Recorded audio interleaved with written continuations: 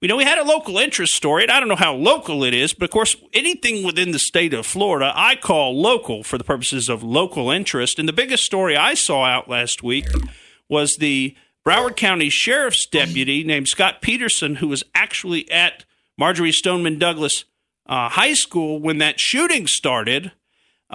He's been arrested now, and he's been charged criminally for his conduct during that shooting. And if you go out there and you watch the video, you see he definitely hangs back. Once the shooting starts, he actually takes up a position behind a concrete wall.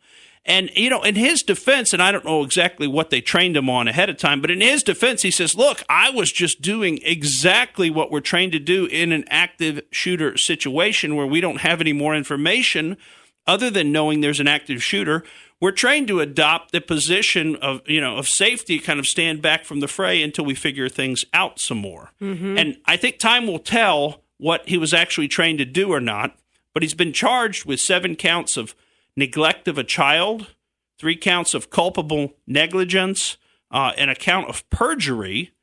He's been hit with a bond amount of $102,000, which frankly sounds a little bit excessive for what this guy did. I mean, I highly doubt he's a flight risk at this point. They say, of course, if he was convicted of all of these counts and then sentenced to the maximum, that he'd be looking at something like, I think it's 97 years in prison or something like that.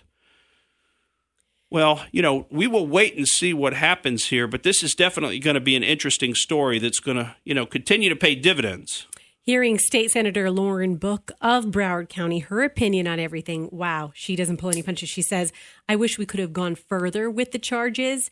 She says nonfeasance, misfeasance, malfeasance doesn't fit anyone more perfectly than this coward of Broward.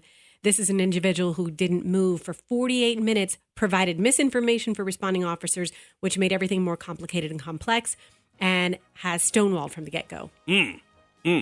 Well, we're going to see how this all plays out because, it seems to me like if a good criminal defense attorney gets a hold of this, there's a lot of room in there for reasonable doubt as to what this guy did and why. When you've got bullets flying, it's pretty hard to hold somebody liable for their decision-making during that process because, he's going to say, well, I didn't know what we know today. Hindsight is 20/20, and you got to kind of give him that. At the same time, I think we're all pretty well infuriated at the idea of a guy, particularly a law enforcement officer, who knows that children are being shot inside of a school and doesn't go rushing in to try to stop it.